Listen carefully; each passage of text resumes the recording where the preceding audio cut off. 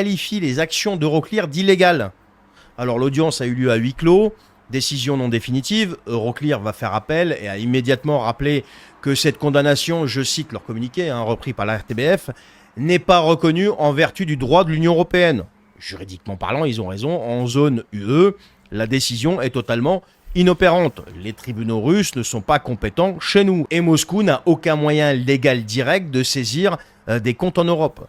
Tout ça, c'est vrai, c'est exact. Mais l'objectif de tout ça n'est pas juridique. Parce que Moscou le sait, tout ça. Il est politique.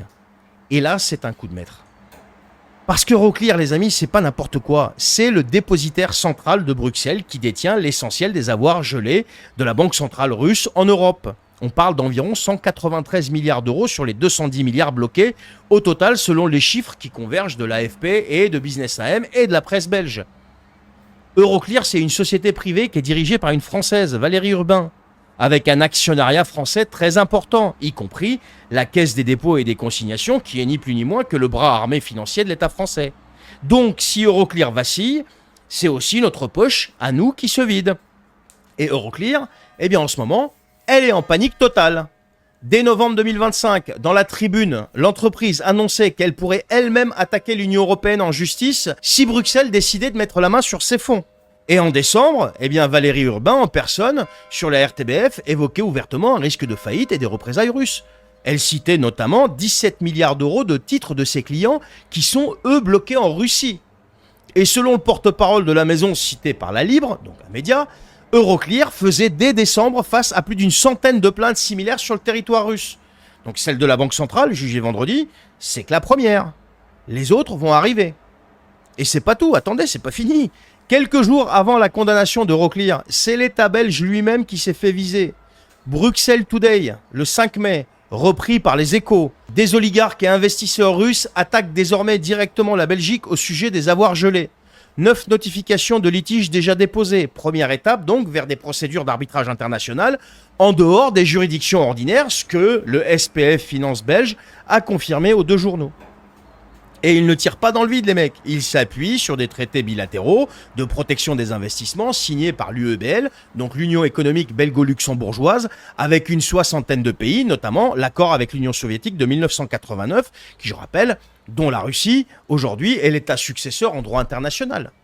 Et il y a aussi celui de 1998 qui a été signé avec le Kazakhstan. Au total, 258 milliards d'euros d'avoirs russes gelés via la Belgique, dont 193 liés à la Banque centrale. La Belgique se retrouve seule en première ligne, juridiquement, financièrement et politiquement. Résultat des courses, eh bien Bruxelles est paralysée. Le Premier ministre belge le répète à chaque sommet européen, il faut sortir de ce projet, c'est suicidaire pour son pays. Et l'Union européenne, bien évidemment, l'a entendu. Mais oui, pour une fois. Alors selon Business AM, c'est précisément à cause de l'opposition belge sur les risques de représailles que l'Union européenne a finalement abandonné l'idée d'utiliser directement les avoirs russes gelés comme garantie d'un prêt à l'Ukraine. Et qu'est-ce qu'ils ont fait à la place ? Eh bien, ils ont choisi d'emprunter sur les marchés de capitaux. Et donc d'aller chercher l'argent ailleurs, dans les contributions des États membres, par exemple. C'est-à-dire dans la poche des contribuables, dont les Français. Je rappelle, il y a eu un emprunt de 90 milliards qui a été garanti par l'Union européenne, dont les Français garantissent à peu près 17 milliards quand même. Et pendant ce temps, selon La Libre toujours, s'appuyant sur le rapport de la Cour des comptes belge sur le budget 2026, plus d'1 milliard d'euros par an de dépenses militaires belges proviennent déjà des revenus issus de ces avoirs russes gelés. Et l'impôt belge sur ces fonds devrait rapporter plus de 6 milliards d'euros en 5 ans. Vous voyez la dépendance qui s'installe. Vous voyez le poison qui est en train d'agir. Plus la guerre dure, plus les budgets européens deviennent structurellement accrochés à ces fonds qui sont confisqués. Et donc les dissensions, les divisions entre les capitales européennes commencent à se faire sentir. L'Allemagne pousse pour utiliser les avoirs, la Belgique freine et la France hésite encore. On est sur une fracture, de toute façon, les capitales européennes, on est habitués, ils ne s'entendent sur rien. Donc voilà. Et pendant qu'il pose ce piège financier, Poutine en remet une couche sur le terrain politique. Le 9 mai dernier, là, le jour de la grande victoire, devant la presse internationale, il déclare publiquement que c'est Macron lui-même qui l'a appelé en 2022 pour lui demander de retirer les troupes russes des environs de Kiev.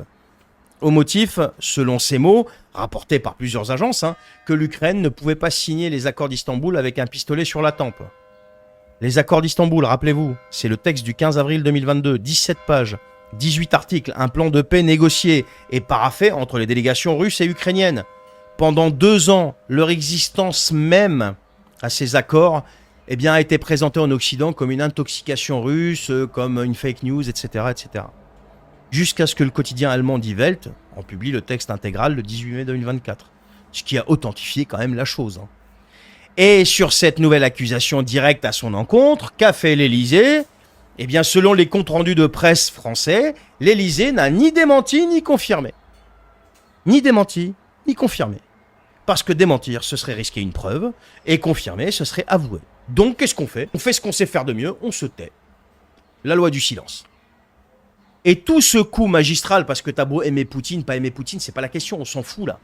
Là, il y a quand même eu un coup qui a été bien joué. Poutine joue ce coup au moment précis où Zelensky est dans la pire passe de son mandat.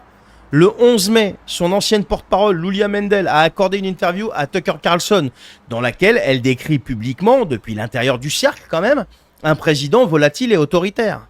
Et surtout, sur le front judiciaire, son ancien chef de cabinet, jusqu'en décembre dernier, Andriy Lermak, longtemps quand même présenté comme le numéro 2 du pays après le président.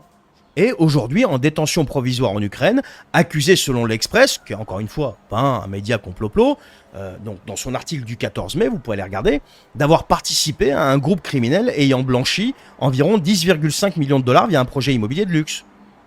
La presse ukrainienne, elle, a même publié des enregistrements compromettants dans lesquels Zelensky lui-même est cité.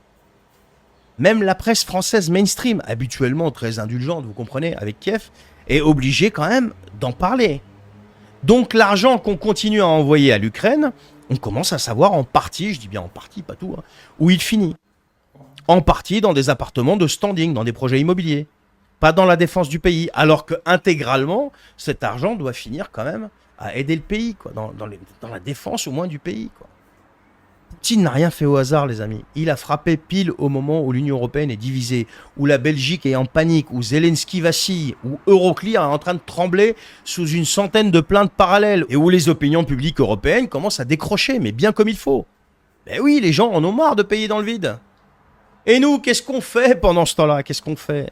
On continue à payer. La France a déjà engagé 17 milliards d'euros sur le dernier paquet d'aide européenne. Rappelez-vous, on continue à envoyer des armes. Et Macron continue comme un automate à parler de bouclier nucléaire, de coalition de volontaires, d'envoi peut-être de troupes au sol, etc., etc. Et pendant que les Français, eux, renoncent à se chauffer, que des agriculteurs mettent fin à leur jour, mettent la clé sous la porte. 70 000 entreprises en 2025, me semble-t-il, d'après les chiffres de la Banque de France, ont fait faillite, que les classes moyennes étouffent sous les taxes énergétiques, sous le prix du carburant, que le pouvoir d'achat s'effondre complètement sous les hausses successives, etc., etc. Voilà ce que nos dirigeants ont préféré à la paix négociée d'avril 2022. 20 ou 21 paquets de sanctions plus tard, on en est où là ? 3 ans plus tard, là, 4 ans quasiment plus tard, oui, 4 ans plus tard, le pays négociateur de cette paix est ruiné. Son économie est sous perfusion, son armée est vidée de ses stocks, et son président sous le coup d'accusations publiques qu'il ne juge même plus utile de démentir. Voilà le résultat, les amis, et voilà la facture qu'on va encore une fois en France devoir régler. C'est la réalité, les amis. Et pendant ce temps-là, Maud Bréjon vous annonce les 50 € pour les gros rouleurs, avec du mal à les débloquer, avec du retard, parce que la plateforme a connu quelques incidents logistiques, vous comprenez ? Et c'est les mêmes qui viennent se placer en 2027 comme l'ultime recours, l'ultime solution à vos problèmes. Mais c'est une blague. C'est une blague.